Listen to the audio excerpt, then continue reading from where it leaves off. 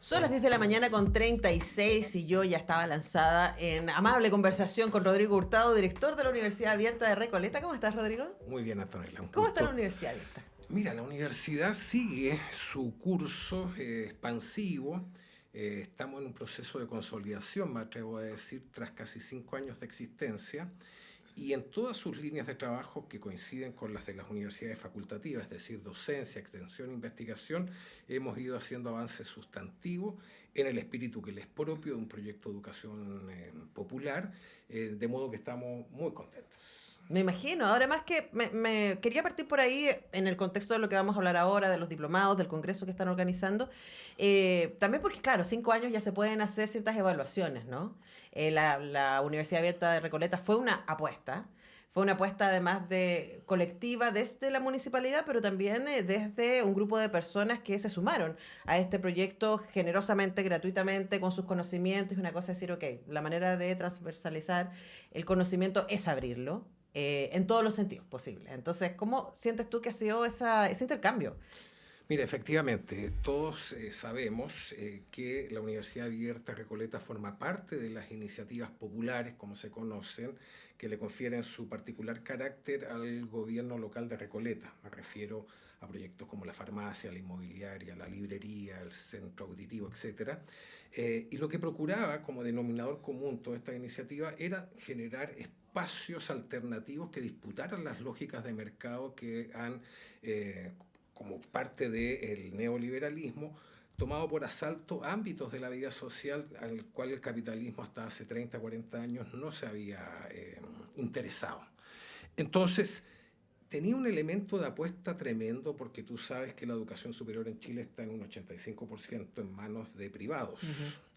eh, y donde hay un régimen, un clima cultural que se ha ido imponiendo a lo largo de ya casi 5 décadas. Por lo demás va a ser tema de esta misma conversación en unos minutos. Estamos, como todos sabemos, en el año que se conmemora los 50 años del golpe, que inicia ese proceso, y por lo tanto tenía ese componente de apuesta y bastante arriesgada. Sin embargo, como tú también bien lo señalas, rápidamente no solo personas, sino que instituciones comprendieron el sentido de un proyecto como el de la UAR y se sumaron para darle una sostenibilidad que explica el momento en que nos encontramos al cabo de 5 años. Me refiero a instituciones como la Universidad de Ujú. Chile, que concurrió desde el primer minuto, cuestión que no olvidaremos nunca, o la Universidad de Santiago de Chile y en el correr del tiempo muchas otras organizaciones en el país y en el extranjero que entendieron de que lejos de constituir una competencia era un necesario complemento para retomar, por ejemplo, la inserción territorial, el acercamiento a las personas, a las comunidades, que son dimensiones del quehacer universitario que han también resultado dañados en este proceso de mercantilización de la educación.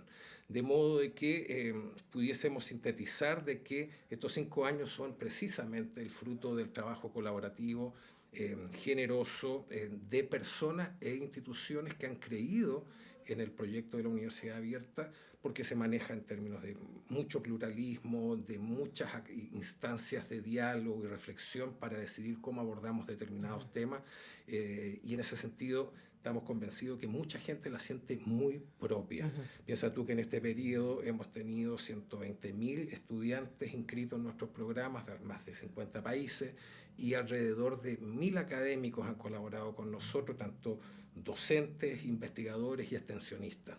Entonces es ya una comunidad muy, muy numerosa en Chile y el mundo que ha encontrado en la Universidad Abierta un espacio muy distinto a las lógicas que prevalecen en las instituciones convencionales sometidas a la necesidad de competir por recursos escasos, etcétera, y que distorsionan en mayor o menor medida, sobre todo la dimensión social que uno espera en una universidad, máxima si es una universidad pública. Claro, además que ahí, como tú describes, hay una marca o varias marcas que quisiera detenerme respecto a las cosas se pueden hacer de manera distinta. Una es la manera colaborativa y no lucrativa, que tiene la lógica de quienes participan, ¿cierto? Tanto quienes toman los cursos que no pagan, como quienes hacen clases que generosamente están otorgando Así su es. tiempo y conocimiento para poder extenderlo. Eso es una cosa. Lo segundo es pensar una universidad que no tiene como objetivo la entrega de diplomas profesionales. Y eso nos lleva al tercer punto, que es lo que me parece más fascinante y nos guía hacia dónde vamos hoy día, que tiene que ver con reunirnos a aprender, porque es importante aprender. Exactamente. En opinión de nuestros docentes, porque nos hemos preocupado de consultarles, ¿qué les resulta atractivo? ¿Por qué sacrifica horas de su tiempo libre, a veces escaso, porque sabemos que muchos profesores corren de una institución a otra tratando de redondear un ingreso que les permita llegar a fin de mes? Y no obstante esa realidad que afecta a tantos de ellos, se dan el tiempo para entregar sus conocimientos en forma absolutamente gratuita, sin más contraprestación que su acceso a las otras iniciativas populares, pueden ocupar la farmacia, la óptica, etcétera. ¿Y qué nos dicen? De que a diferencia de sus otros centros de trabajo, es decir, universidades convencionales, encuentra un estudiantado extraordinariamente heterogéneo, pero unido tras el objetivo de querer saber, libre de las coacciones o de los condicionamientos que te provoca el clientelismo de quien paga Ujú. y que afecta incluso a universidades del más alto nivel, donde son anécdotas recurrentes que nos cuentan los profesores de que sus alumnos le dicen, pero profe, Sí. yo estoy pagando. A mí jamás un alumno me ha dicho eso, pero porque no creo que se atreverían. Pero sí se lo, o sea, he tenido colegas que le han dicho, pero profe, yo le pago el sueldo. Exactamente. Entonces parte de una cultura donde ellos encuentran un espacio donde el nexo, el vínculo entre quienes concurren a esos espacios es el deseo de aprender y de Ujú. compartir conocimiento. Eso lo valoran extremadamente. Como también ya te dije, la heterogeneidad, porque ahí es etaria, es de el nivel formativo previo con que llegan nuestros estudiantes, el origen étnico o de nacionalidad, porque hay muchos migrantes, o simplemente en los formatos digitales hay aulas donde hay más extranjeros de distintos países en sus países que chilenos. Esa riqueza, esa diversidad también genera procesos formativos mucho más dinámicos, más ricos, y lo hemos podido comprobar que al finalizar los cursos, muchas de estas personas quedan conectadas en sus vidas personales y emprenden proyectos o simplemente entablan amistades, relaciones que de otro modo no hubiesen podido conocer. Ujú. Esas son cuestiones que confieren su particularidad a nuestro proyecto, nos parece que le otorgan una riqueza difícil de igualar y nos enorgullece enormemente haber Ujú. contribuido a abrir este espacio porque, insisto, las cifras que he compartido y que hablan de éxito, con toda la urticaria que me provoca la palabra, tiene que ver con que era un espacio muy, muy necesario. Claro que sí. Y además, claro, con la idea quizás de éxito de objetivos cumplidos, ¿no? Y sorprendidos frente a otros derivados positivos que quizás no estaban en el plan inicial. Y es como, ah, mira, también está pasando esto. Exacto, exacto. Eso a nosotros nos parece muy interesante porque la UAR ofrece, todo indica que así es, un espacio para poder hacer cuestiones que en las instituciones convencionales están un poco clausurados. No como en el pasado reciente, por ejemplo, durante la dictadura, donde todos sabemos que existía la figura de los rectores delegados y unos dispositivos represivos al interior de las casas de estudio más o menos sólidos, pero que generaban climas de mucho temor que redundaban en el que simplemente ciertas cosas no se hicieran. Hoy día, también en el marco de estas conversaciones con nuestros docentes, ellos hablan de que hoy día impera algo más perverso. Ya no se necesita una autoridad represiva que esté por sobre las personas, sino que opera la autocensura. Ujú. La autocensura en términos de no tocar ciertos temas, de no adentrarse en ciertas cuestiones, en no cuestionar muchos aspectos del funcionamiento de las casas de estudios convencionales. Y eso nos parece grave porque empobrece naturalmente instituciones donde el debate, el diálogo La democrático, diversidad. sin cortapisas y diverso, es sin duda uno de los elementos que enriquece su quehacer. Entonces, Te digo, estamos contentos porque era un espacio necesario, esperamos que se proyecte al futuro en forma indefinida, hay una preocupación constante de cómo asegurar esa proyección, poniéndolo, por ejemplo, a salvaguarda de cuestiones de orden política, porque, por ejemplo, quien está a la cabeza de este proyecto, que es el alcalde Daniel Jaude, como todos sabemos, ya no puede ir a una nueva reelección. Confiamos que el proyecto que ha encabezado va a poder tener continuidad en el tiempo, pero son cuestiones que en definitiva no conocemos. Claro. Así que estamos también ahí concibiendo posibles salidas porque creemos que la Guardia ni siquiera pertenece a Recoleta, es mucho más amplia, está en Chile, está en América Latina, sobre todo está en otros países, y de eso dan cuenta, insisto, la amplia gama de nacionalidades de nuestros estudiantes y el número creciente de alianzas con organizaciones extranjeras que reconocen en la universidad un aliado válido para vehicular conocimiento, avanzar en experiencias de investigación u otras acciones propias del mundo universitario, donde no encuentran aliados en sus propios países. Conversamos con Rodrigo Hurtado, director de la Universidad Abierta de Recoleta, y esas alianzas internacionales, ¿cierto?, y nacionales van a tener una nueva expresión en la invitación que viene Rodrigo a hacernos. Es una doble invitación. Uno tiene que ver con diplomados. Así es. Diplomados en línea y gratuitos que se están haciendo en conjunto con el Observatorio de Derechos Humanos de Chile y la Fundación Luisa Aira Bedián de Argentina. Y hay un diplomado en Educación en Derechos Humanos y el otro diplomado es en Formación Política. Cuéntanos respecto a esto. A ver, el primero es un diplomado que hacemos con esas dos instituciones, la fundación que tú mencionas, Argentina, y tiene una lata experiencia en la materia, desgraciadamente en función de la represión atroz que conoció Argentina durante los años que vivió bajo dictadura. Y lo que procura es formar personas para educar en derechos humanos. Ese es un diploma que ya cuenta con casi 1.500 inscritos de más de 30 países, es de alta calidad académica y es uno de los diplomados gratuitos cuyas inscripciones se encuentran abiertos. Otro es precisamente lo que tú mencionas, la Escuela Latinoamericana de Formación Política que desarrollamos en conjunto con la Oficina del Cono Sur de la Fundación Alemana Rosa Luxemburgo, que arranca ahora este jueves 8 con un primer curso que es Pensamiento Crítico y Marxismos. Ese ya tiene también alrededor de 1.500 estudiantes. Es interesante, tú sabes que la célebre Escuela de Frankfurt cumplió hace poco tiempo 100 años y los marxismos en plural, porque es una escuela mucho más amplia que el pensamiento que le da origen, son temas que no cuentan con una atención suficiente en el mundo de la educación convencional, como sí acontecía en Chile, al menos antes del golpe, producto de la imposición de este pensamiento único, y hoy día pensamos de que cualquier conocimiento, y no es cualquiera en este caso, es el marxismo, que ha orientado las luchas y el quehacer de millones de hombres y mujeres en el mundo en los últimos 100, 150 años, como mínimo, es necesario ponerlo nuevamente a disposición de quienes se interesen y de mano de extraordinarios profesores, principalmente extranjeros, argentinos, muchos de ellos, colombianos, brasileños, etc.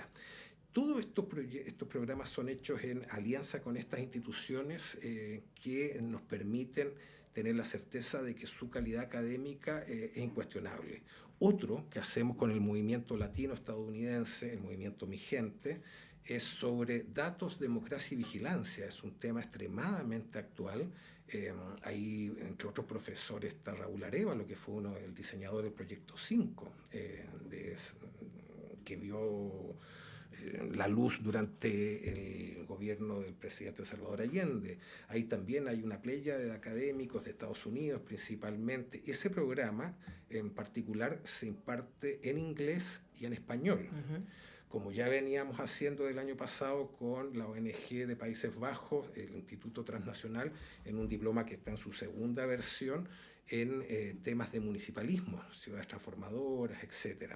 Son ejemplos de los programas que estamos impartiendo y a los que invitamos a nuestros auditores a inscribirse, absolutamente gratuito, co-certificados con estas instituciones de alto prestigio, y viene uno que nos tiene particularmente contentos, que nuevamente desarrollamos con el Instituto Transnacional de Países Bajos, más el Sindicato de Trabajadores Municipales, de Empresas Municipales de Cali. Cali, la tercera, entiendo, ciudad más importante de Colombia, son empresas municipales las que están a cargo de los servicios sanitarios, eléctricos y de telecomunicaciones, es decir, telefonía e internet.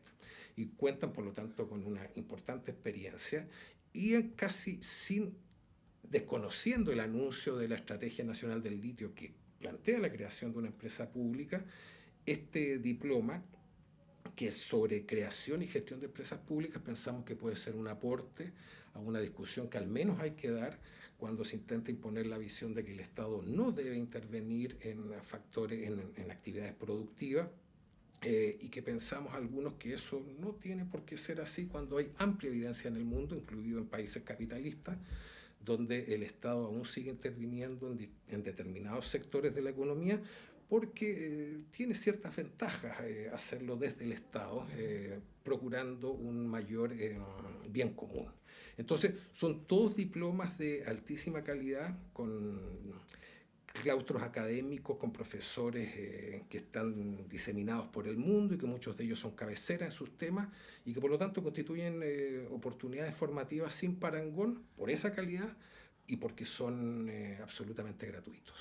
Toda la información está en uar.cl, y ahí se pueden inscribir en los cursos. Se me va el tiempo volando, me quedan literalmente 2 minutos para hablar del Congreso Chile, América Latina y el Caribe, 50 años del golpe de Estado, vigencia, elecciones al proyecto de la Unidad Popular, que es parte de las acciones que también está haciendo la Universidad Abierta de Recoleta en este año de conmemoración de los 50 años del golpe y que tiene también una amplia lista de organizaciones que están vinculados con este congreso, porque entiendo que todavía tiene abierta su convocatoria para participar. Así es. El día de ayer cerró el primer llamado a recibir resúmenes, como es propio de los congresos académicos, aunque debo aclarar que este es un congreso académico popular, no está reservado exclusivamente a personas que se dediquen a la investigación o al mundo académico.